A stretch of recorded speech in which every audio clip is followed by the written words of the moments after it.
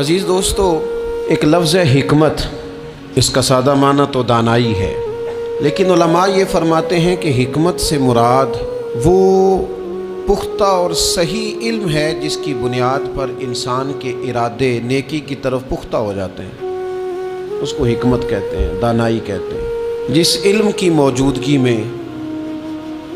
انسان اتنا پختہ اور طاقتور ارادہ کرے کہ شریعت کی طرف چل نکلے۔ حکمت بہت بڑی نعمت ہے، اتنی بڑی نعمت ہے کہ وہ قرآن مجید جو کل دنیا کو کلیل فرماتا ہے، وہ قرآن مجید کہتا ہے کہ یؤتی الحکمت من یشاء،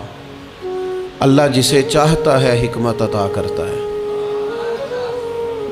اور فرمایا وَمَن یؤت الحکمت فقد اوتی خیرا کثیرا، جسے اس نے حکمت عطا کی اسے خیر کثیر عطا فرما دی۔ جو دانا لوگ ہیں، جو حکمت والے لوگ ہیں، جن کا علم پختہ ہے، جنہوں نے کتاب و سنت کو پورا پڑھ کے پھر نظریات کو اتنا پکا کر لیا ہے کہ انہیں اللہ نے انشراح صدر عطا فرمایا، اور ان کی جو گفتگو ہے، ان کا جو لہجہ ہے، ان کا جو انداز ہے، وہ اس طرح کا نہیں ہے کہ وہ کوئی بات انہوں نے سنی ہے تو وہ کانوں کے کچے ہیں تو اسی جذباتی بات کو لے کے وہ آگے نکل کھڑے ہوئے ہیں، بلکہ انہوں نے اچھی طرح دودھ رڑکا ہے، اور اس میں سے انہوں نے مکھن کو اس طرح ٹٹولا ہے کہ انہوں نے وہ لسی شسی ساری پیچھے چھوڑ دی ہے، خالص چیز نکال کے لوگوں کے سامنے پیش کی ہے۔ حکمت اور دانائی، پختہ لوگ، سیانے لوگ، وہ تقریر نہیں کرتے، واعظ و نصیحت نہیں کرتے، وہ تو اپنے جذبات کا اظہار کرتے ہیں، وہ اپنے تجربات کے ساتھ لوگوں کو دین کی طرف مائل کرتے ہیں، اور ان کی گفتگو لفظوں کے ساتھ نہیں ہوتی، بلکہ روح کی بات روح کے ساتھ ہوتی ہے، اور اقبال کہنے لگے یہ بات جو دل سے نکلتی ہے اثر رکھتی ہے، پر نہیں طاقت پرواز مگر رکھتی ہے۔ دانائی، حکمت، اللہ تبارک و تعالیٰ نے ہمیں وہ رسول عطا فرمائے ہیں جو دنیا میں ہمیں صرف کتاب نہیں سکھائیں گے بلکہ یعلمکم الکتاب والحکمہ۔ اللہ فرماتے ہیں محبوب تمہیں کتاب بھی سکھائیں گے اور حکمت بھی سکھائیں گے۔ جو پتھروں اور پہاڑوں میں رہنے والے تھے اتنے سخت ہو گئے تھے کہ بیٹی کو زندہ دفن کرتے بھی ان کی طبیعتیں نرم نہیں ہوا کرتی تھیں، جو لوگ کھڑے کھڑے اونٹوں کا خون نکال کے پی جایا کرتے تھے، انہیں کسی پر رحم اور ترس نہیں آتا تھا، محبوب پاک صلی اللہ تعالی علیہ وسلم نے اس حکمت سے انہیں قرآن سکھایا۔ پھر کوئی کتا پیاسا نہ رہ جائے، یہ درد بھی اللہ نے ان کے سینے میں پیدا فرما دی۔ دانائی حضور نے اپنی امت کو دی، حکمت دی، علم دیا، بردباری دی، عطا کی۔ آج ہمارا یہ مسئلہ ہے کہ بہت سارے لوگ ایسے ہیں جو بعض چیزوں کا فہم بھی رکھ لیتے ہیں، علم بھی حاصل کر لیتے ہیں، وہ کسی جگہ سے کچھ معلومات بھی حاصل کر لیتے ہیں، کچھ تھوڑا بہت پڑھنا لکھنا جان جاتے ہیں، لیکن دانائی نہیں سمجھتے۔ علم بغیر حکمت کے نفع نہیں دیتا، معلومات بغیر دانائی کے کسی کا بھلا نہیں کر سکتی۔ آپ کے پاس الفاظ کا ذخیرہ تو ہے، لیکن وہ الفاظ اتنا اثر نہیں رکھتے کہ کسی کے دل تک جا سکیں۔ وہ دل تک جانے کے لیے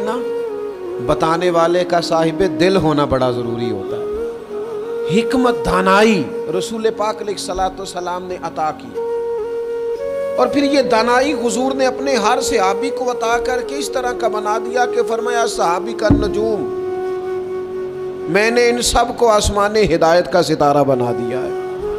لیکن مولا کائنات، شیر خدا، علی المرتضیٰ، حیدر کرار، فاتح خیبر،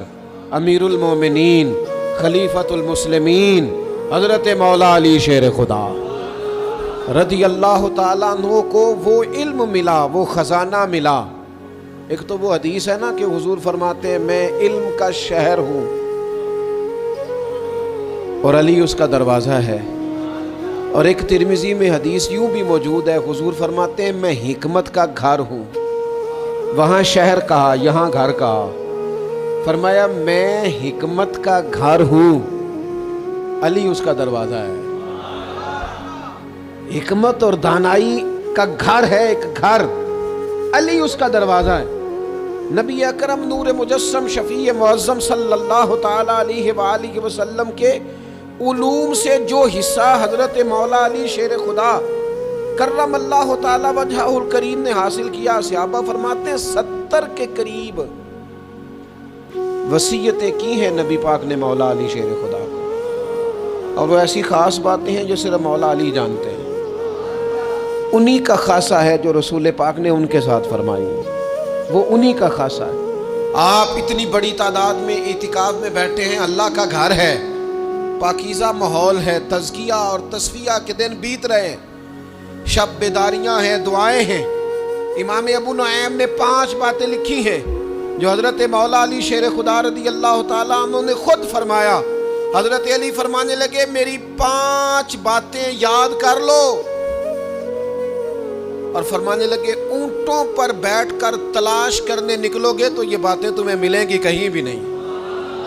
لے لو ہم سے، حاصل کر لو، یہ فیض ہے۔ فرمایا ڈھونڈنے نکلو گے نہ ڈھونڈنے تو تمہیں یہ ملیں گی،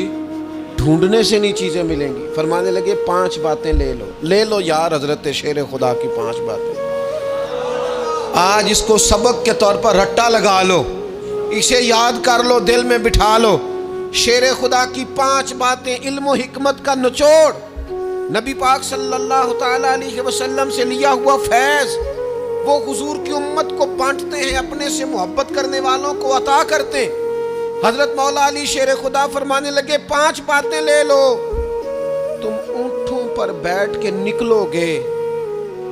تو تھک جاؤ گے، لیکن یہ باتیں تمہیں کہیں